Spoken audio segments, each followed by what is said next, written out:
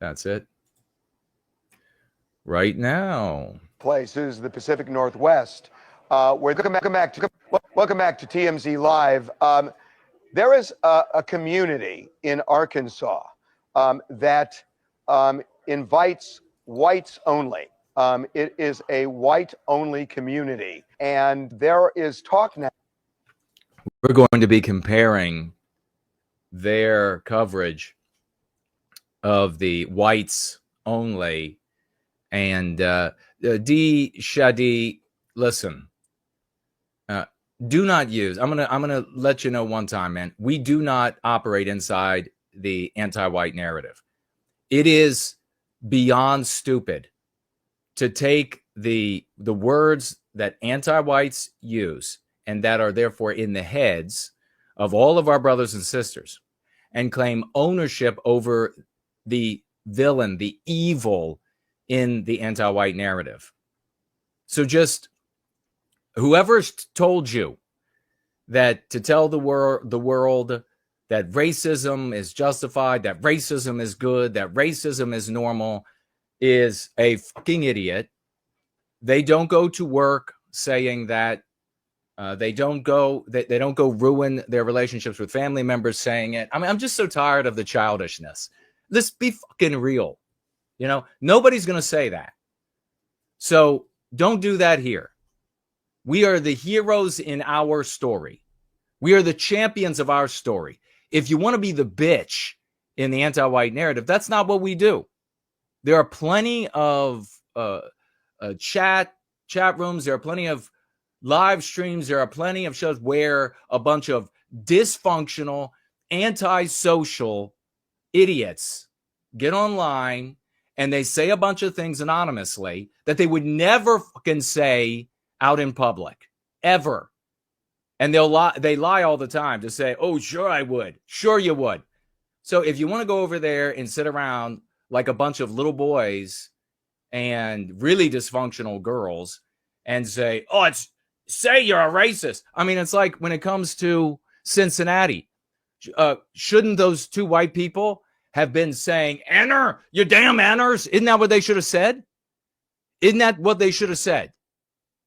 I mean, and I put out the question to Mark Collett. Let's put out the question to Mark Collett. The whole, like, remember the pivot in society, the earth-shifting moment when a tattooed covered female who'd been arrested for violence in her life, something that you can find everywhere across the United States, white women like this, who will also say enter. When he said that changed everything, you just need to say enter. Well, what does he have to say about these white people? Should they have just called them all enter? So, come on. I'm tired of the childishness. In fact, I feel like kill. I mean, that's like where I've gotten with how fucking dumb. So, I don't know how you meant it. You're just showing up at so it might not be personal to you. You're just showing up on a day where I've had my amount. I've had my amount of stupidity from white people, and I don't need any more. Come here and tell the white positive community that racism is justified. You know what? Fuck you. Fuck you. Get the fuck out. That's what I have to say. You're going to come in this community with the same stupid shit that I heard 3 decades ago. 3 decades ago. I had you imbeciles like this saying, you know what we should say? I've watched this country and the totality of the West go down the fucking shitter over 3 decades of listening to this stupid, asinine, head up your ass recommendations. We have something that's working. We have a practice that's working. If you care about white people, why not show up and say, I am going to shut my mouth and figure out exactly how to apply what's working? No, you show up and you're like, hey, Racism is justified. Fuck you. Now that there may be other communities in other states, like in Appalachia, other places, the Pacific Northwest, where this could expand to. The person who has created this community in Arkansas is a man named Eric Aarvoll, and he is joining us right now. Eric, welcome to TMZ Live. All right, good to be with you. Thanks for the invite. So we're going to be looking at both how this anti-white Jew at TMZ approaches a community built by white people for white people. What's his attitude vis-a-vis his attitude on communities for Jews, for example, which is brought up. But any other, and he even mentions this anti-white Jew, that in LA, he just loves the multiracialism of it. And he said, there are no this group only or that. And then he corrects, well, there kind of are. But they're okay, you see, because they are non-white. So we're going to be comparing that, but also comparing how the entity TMZ here interprets, interviews, addresses a whites-only community vis-a-vis a non-white community, a black one, a blacks only in Georgia. And we here are going to have clear eyes about how to address the problem. What's the problem? We have clear eyes about what the problem is. And so we know exactly how to address that problem. So we are also going to evaluate how we think Eric answers these questions and statements by this anti-white. And Eric is Aarvoll's real name. So, first of all, explain the premise. Why a white-only community? Well, many white Americans do value their European heritage, and we don't think there's anything wrong with that. Many also are afraid that our identity is under threat from mass immigration, low fertility rates, just cultural changes. And we're not just a racial association. We also value traditional European culture, architecture, music, art. And so we want to create a space where that can be celebrated. What I think about this, how's the audio for you all? What I think about this answer is that I like some of it, talking about us being under threat, talking about us being victimized. That's where the focus has to remain. It'll make it very hard for this anti-white Jew to take the positions he wants to take when you are keeping the conversation focused on our victimization. Why do we need a white-only community? Why do we deserve a white-only community? And the deserve part speaks to the questions for the anti-white.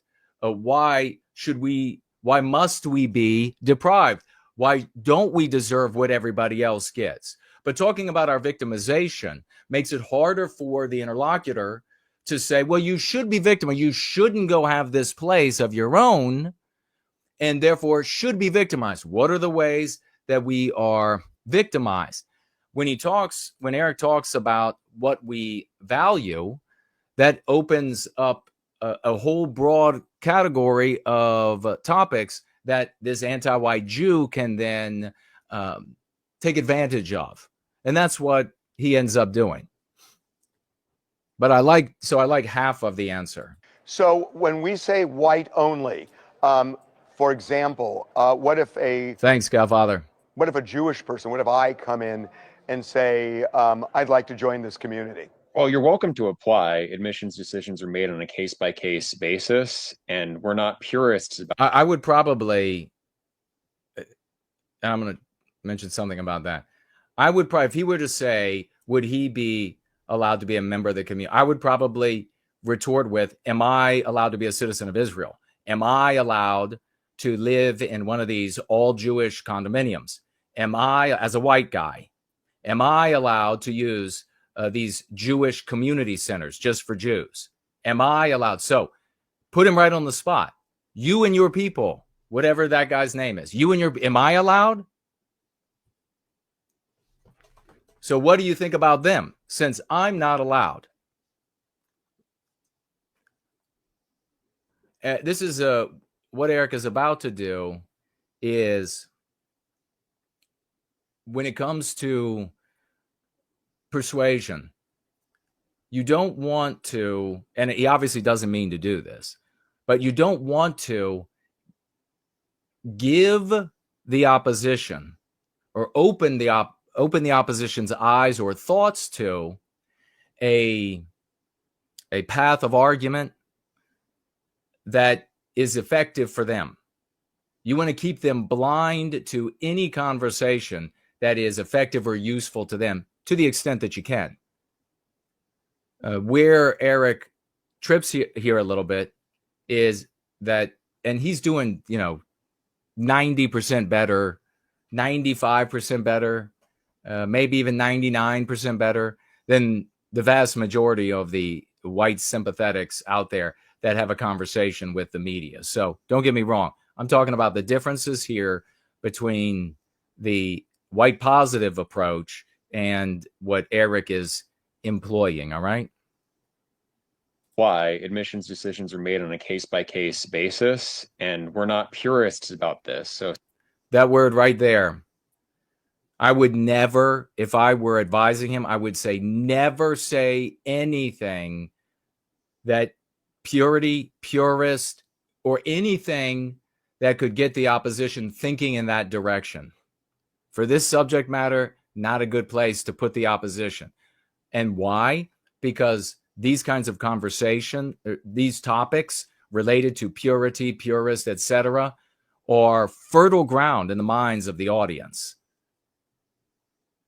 for anti-whites. Someone has some non-white ancestry, there's a chance they could be accepted.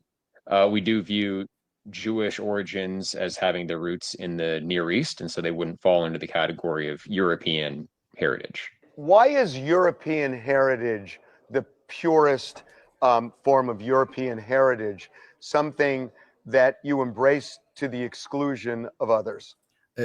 Listen to this question by this anti-white motherker. Why is the purest form? First of all, he's qualifying Western civilization. Sorry, buddy. There's only one group of people that create Western civilization. That's Western kind. There are degrees of Western civilization. And he's chucking in the purest form. Purest would not have been in his head if, in my opinion, if Eric wouldn't have just dropped it. Something, the purest form of European. He literally just used the word. In persuasion, if you are intelligent enough, you can put words into the opposition's mouth. I've done it successfully many times. You can put words, you can drop words right into their mouth by sticking them into different places of your constructions, your sentences. Then they will say them back to you. The dumber they are as well, the easier it will be to do that and then manipulate them with their own words. But let's proceed with this anti-white POS. Why is Western civilization something that you want to preserve?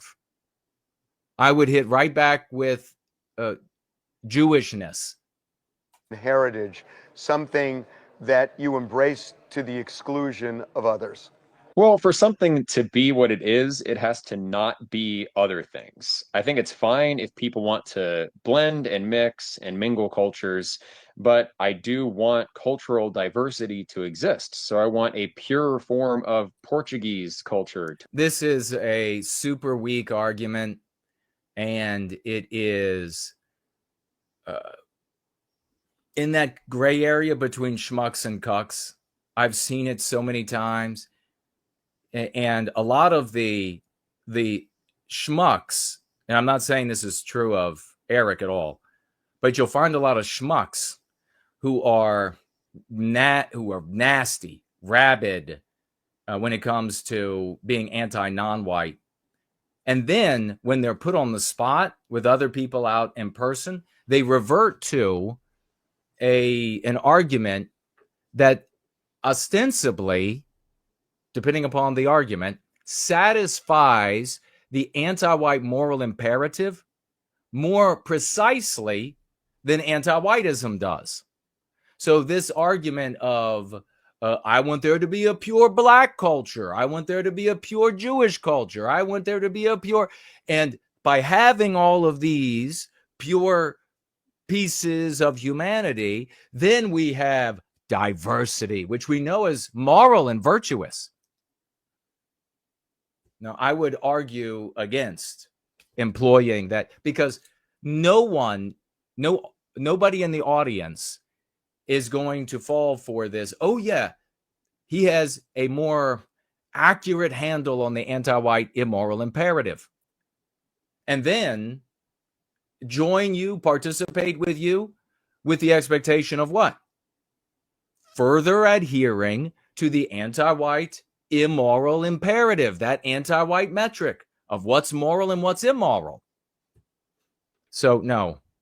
To exist. I want pure Japanese culture to exist in their own respective spheres.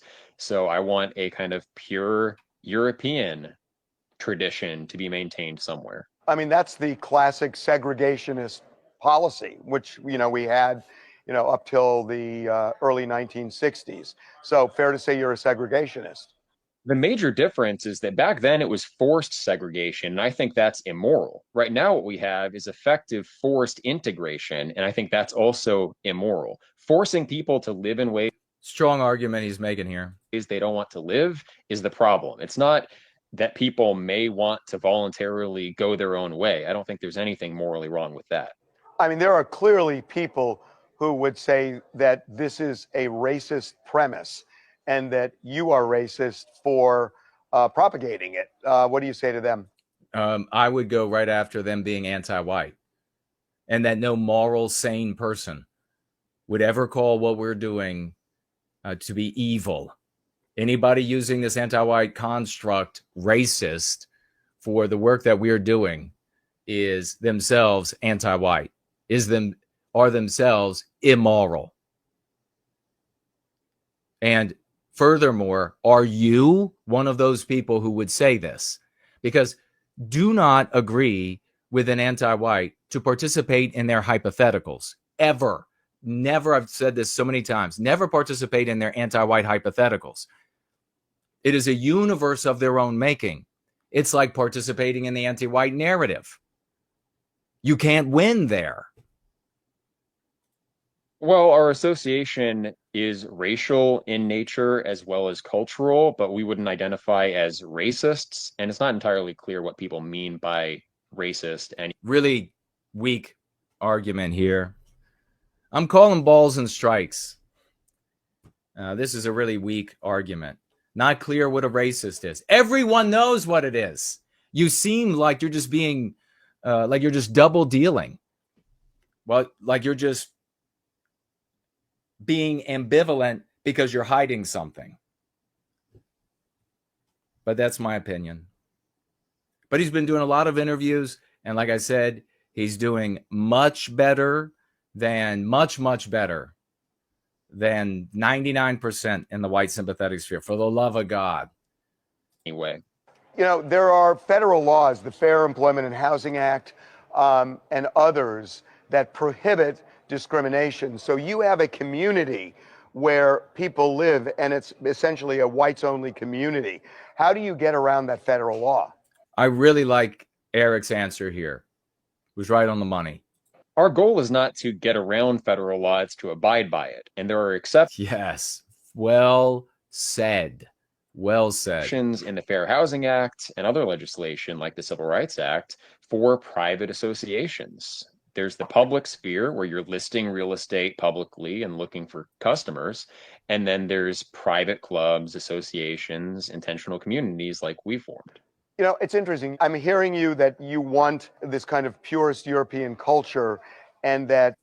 Notice how the anti-white Jew here continues to use the word that Aarvoll, Eric, gave him.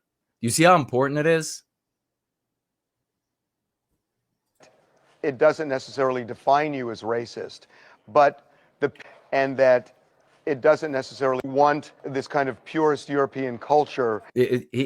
I would absolutely have to intervene. I would interfere right there. Absolutely not.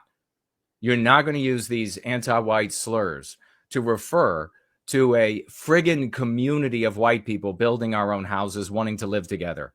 You are absolutely not going to use a word that has attendant associations in the population's mind to Holocaust, to evil, to World War, to thousand-year Reich, and all of this other garbage. You're absolutely not going to do that. And I've got to inquire, why are you doing that? Would you hate white people?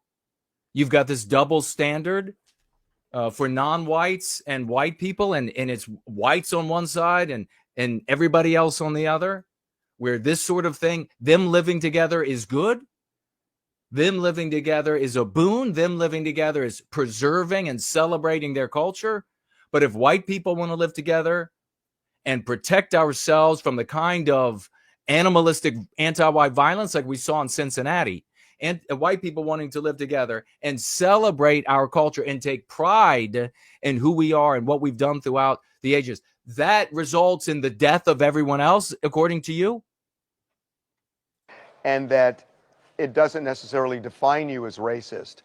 It doesn't. Listen to how this vile piece of shit has framed Aarvoll and what he's doing, and the families, the white families there, in this way. You're not necessarily racist. You're not necessarily evil. That's what the millions of people in our race here. Nobody's going to want to be associated with that. But the people you attract, whether you are or not, may well be hardcore racists. I mean, fair? Unbelievable. I would launch in, I would come through that camera and get a hold of this little guy. Unbelievable. Well, maybe you sound reasonable and are articulate, but you're going to be surrounded by Nazi flag waving Klansmen who have bodies in the basement that are all non-white babies. Fair? Fair? Disgusting. I still don't really know what you mean by racist. Sorry. I'm calling balls and strikes, at least as I see them. As I see it. They're my opinion. In my experience over 30 years and being in blue-collar, white-collar jobs, working on the Hill, having a high IQ, I'm calling balls and strikes as I see them. That is, no, to prevaricate, not a good at that moment. Valuing race in itself, I don't think there's any moral problem with that. Mistreating people because of their race, there's a problem there, sure. Well, I get it, but you say valuing people because of their race. A lot of people would say you're devaluing people because of their race. Well, just like...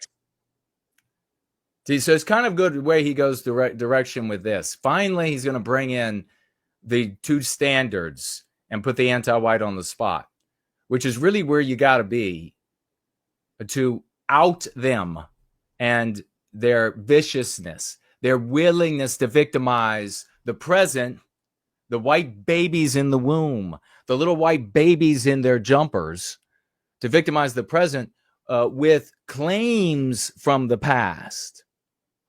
To be something, you have to not be other things. To value something, you have to value it above other things. So if you value, Jewish identity and the Jewish people, then by default, you're going to value them above non-Jewish people. I don't think, and this is just being a little captious right now, but I don't believe that you value less. It's apples and oranges. You value something, you don't compare, you don't have to value something less to value something, especially in a conversation where you're trying to persuade people. This conversation is not for this anti-white, but it's for the audience. People. So if you... I'm open to quibbling. I'm open to a conversation about that point. Allowed... But I mean, he's doing just in general. He's calm. He's cool. He's collected. All that is good. A black person or say a Jewish person that wouldn't pass muster for you folks into that community. How would it adversely affect the community? Well, that person would probably bring cultural priors from their own background that then we would adapt ourselves to consciously or unconsciously. I believe that culture is a deep, unspoken, complex language that's physical, explicit, verbal, cultural, rather artistic. And all of that is sensitive. It's not something that we rationally calculate. We're not rational individuals operating in isolation. We're parts of larger wholes, traditions. Again, I would, a little bit of quibbling. I would definitely not say that we're not rational individuals. Whatever argument he is making, whether it's philosophical or sociological, this is for an audience who's watching an interview. And when they hear you say you're not rational, that's all they're going to get out of it. Communities that move forward over generations. And I think blending in people from other traditions will alter that tradition that we're trying to preserve. And we don't want that altered. We want it preserved and to remain our own thing. How is this community funded? My understanding is you have. And when they got anti-white went into these other people, they don't pass muster. I would absolutely challenge that premise as well. You can't let either articulated premises or unspoken premises go without challenging them in a conversation with an anti-white or somebody you're trying to persuade. That's some of the most important territory. So I would absolutely call that out. Have something like a GoFundMe. Can you explain that? Well, the actual purchase of the property was funded by the community members themselves. And up to this point, almost everything that we've done has been our own initiative, our own resources. We've put up some fundraising campaigns, like a legal fundraiser that has been very successful. And that's necessary because many people would try to attack what we're doing as illegal. I've also raised funds to fund a tour to expand our projects, not just to full-time residential communities, but also recreational areas and community centers. I think it's good for the white community to have our own spaces, just like I think the Black community should have its own spaces, and the Jewish community clearly has its own spaces. I don't know that I would do that because it's not gonna be persuasive or carry weight. So I wouldn't talk about segue into even briefly into that I want them. It is. They have their own spaces. We're going to have ours. What's your problem with that anti-white? But the way you put that is that there is a Black community, a Jewish community, and so on. I would jump in right there because there are. And so on and so on. And a lot of people say that's not America anymore. That may have been America 70 years ago, but it's not today. America is a melting. So I would jump in. So white people cannot secure our well-being. We cannot protect ourselves because anti-whites have made America into something different than white people created it to be. So that's really your argument, anti-white? Pot. You go to a place where I live, like Los Angeles, and there are pockets, but there's really no such. And then he realized, whoa, I'm going to get called out on that. There are pockets of just this race, just that religion. And remember, Nick Fuentes, little Nicky, he loves Los Angeles because it's multiracial and the food is good and everybody likes multiracialism. Thing as entire communities anymore. So that's not America anymore. There are certainly Jewish community centers. Do you have a problem with that? Well, nice. Finally. Yes. I have a problem with exclusion, to be honest. Okay. So he says he has a problem with exclusion. So do you call out? Do you condemn the Jewish community centers? Do you condemn the Jewish condominium entities in New York, in Florida? Do you condemn them? Let's hear you condemn them right now. Condemn them for only allowing Jews, ethnic Jews, racial Jews. Condemn them right now. Let's hear it. Let's hear how awful it is that nobody but Jews are allowed in. Because if you're not going to condemn them, if you're not going to show how repugnant and your word racist that is, if you're not going to do that, then you're just demonstrating how anti-white you are. Am I right? Am I right? Honest. I have a problem with exclusion and just fundamentally saying somebody is different because of their religion or the color of their skin. I mean, that's my personal opinion. Well, we're different in those respects, certainly. And there's a lot more to race than just the color of our skin. Genetically, race leads to cognitive differences I like the parry that he did there. just as much as it leads to differences of appearance. So I think we should be free to either integrate or segregate ad libitum. We should be allowed to exercise our freedom as Americans to blend together, to go our own way, and we can also have our own spaces and meet each other in the middle. Okay. Well, listen, I really appreciate you coming on. I don't agree with you, but we wanted to hear your point of view because this is happening in parts of the country. So thank you. Yeah, thank you. I'm happy to talk about it. Appreciate it. All right. So we have evaluated the conversation. We have evaluated and broken down what the anti-white Jewish guy was saying in his arguments. So now let's evaluate how TMZ treats Eric's return to the land versus, what's her name, Lynn, I think. Let's see. Well, there they are. Oh, there, look here. Look at here. Look at here. We're setting up a Wakanda down in Georgia. We're going to set up some Wakanda. And TMZ is really happy about this. Freedom, Georgia, because, you know, they have no freedom.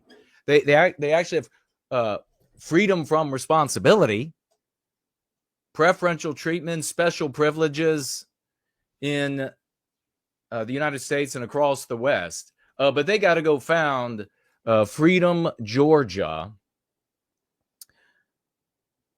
I was just looking at a piece of news. I don't have it up to share. Just too many news. There's just too much anti-whiteism.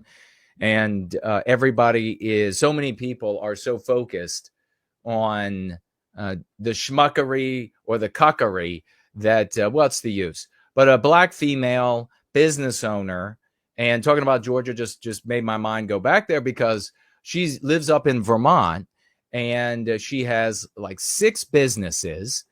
And I'm very interested. I would like to find out where all the money comes because she's making the products. She's making like these little tinctures and things like this.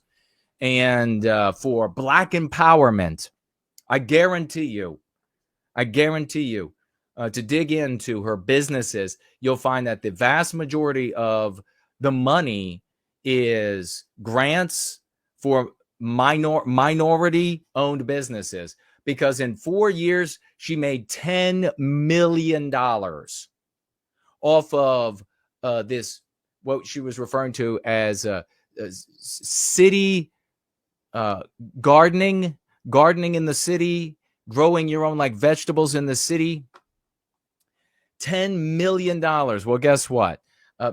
Maybe some evidence that she's really good at rigging our system for her enrichment is that even though in 4 years she made $10 million, she was defrauding us for Medicaid. She's a 4-year-old multimillionaire. I guarantee you 0 IQ points. And she was defrauding for Medicare. Millionaire. How did they catch her? Well, because she bought a Lamborghini and they were like, wait, how are you receiving Medicaid? Sorry. How are you receiving that when you buy a Lamborghini? Anyhow, what's the connection to Georgia, you're thinking? In an article I was reading about her, she was talking about visiting Atlanta and how much pride and energy it fills her with to visit such a black city. It's a black city, Atlanta. Black. Just like New Orleans, just like you can have whole cities. But Eric Orwell is going to be hunted to the end of earth for having a tiny little, you saw the houses and some trailers and things like that. But the whole cities that when they were created were 100% white, created by white people and still paid for by white people. That's why North Georgia, where that's almost entirely white or predominantly white, where they have all white fled, have been trying to secede forever because they're tired of paying. The moment they stop paying, though, it's going to become like any other city that succumbs to black domination. So here we have Freedom, Georgia. Now, this was 5 years ago when they got started, I understand. More than a dozen black families came together for a common cause in Georgia, snatching up a bunch of land to start their own community, which they hope will be a safe haven. Safe haven from the white race. Yeah, go tell when your family members and when other normal white people see articles like this, just go tell them that it's good to those family members or those friends. Just go tell them, hey, you know what? It's really good to be racist to these people. It's good. It's justified. Just go tell them that. It's going to work real well. It's going to work wonders. The nearly 97 acres of unincorporated land recently purchased near the town of Toomsboro, about 130 miles of Atlanta, has now been dubbed Freedom, Georgia. And the 19th black families that went in on the land are hoping to make it a complete city, one step at a time. Renee Waters and Ashley Scott are the two women who kick-started the initiative, now known as Freedom, Georgia. How many times are they going to write that, TMZ? And they say they did it because they wanted a safe place to raise their families without fear of police brutality, of other forms of oppression embedded into society. That's the anti-white narrative. You stay in that narrative, especially if you decide to play the idiotic villain in that narrative, we continue to lose. The whole idea is a community of black people for black people, okay? They also note that when the place is up and running with an agricultural infrastructure, we saw this with the rapper, didn't we? We saw him with his creating of the city of Wakanda, multi-billion dollars, and they finished nothing except for they had a welcome center that was under construction, not even a tenth of the way done, but they got a basketball court done in 4.5 years. Let's see. Businesses and eventually homes. They say, though, you don't have to be black to be a resident. They do make it clear, though, it is a pro-black town. Now, why is it that you don't have to be black to be a resident? Oh, that's for the white women that are with some of these black guys that are moving, that when they were looking for money, when they were looking for support, when this got kicked off, they came across, these black guys that are the least bit productive. They're still black nationalists. They decide to go get themselves a white woman. So they gotta make room. They gotta make room. Now, when they say pro-black, what do they mean? Anti-white. So you just got to be anti-white to be there. The first phase of getting all this, and this reminds me of CHOP. You remember CHOP out there on the West Coast? What was it initially? Chaz to CHOP. Anti-whites doing such a great job. It's all about destroying the West. And you see that, and therefore white people. And you see that in our Sweeney story. The first phase of getting all this is clearing the land, farming it, and creating a man-made lake they intend to use for sustainable fishing. It's a massive undertaking and will presumably take years before it might be considered viable. Still, they're working on it. What is this?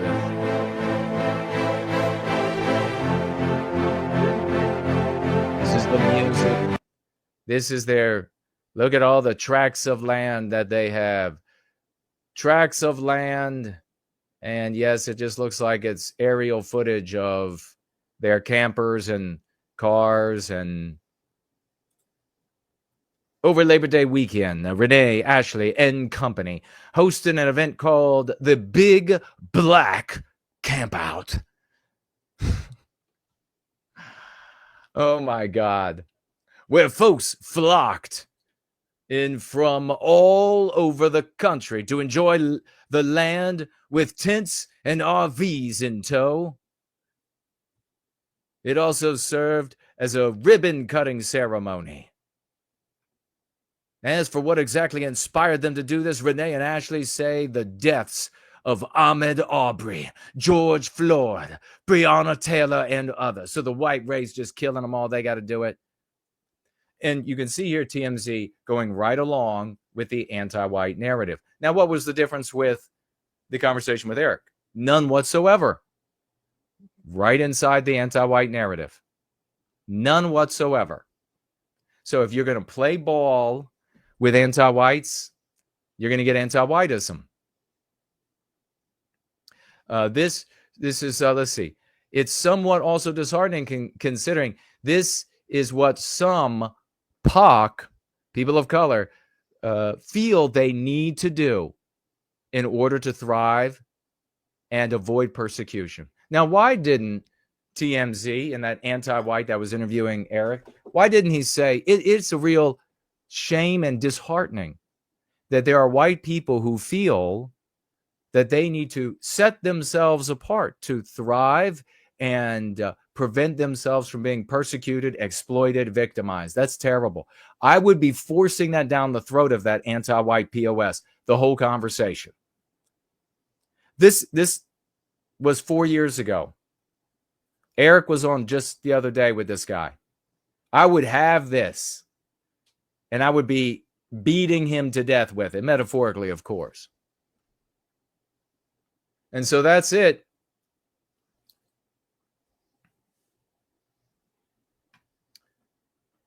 For that conversation.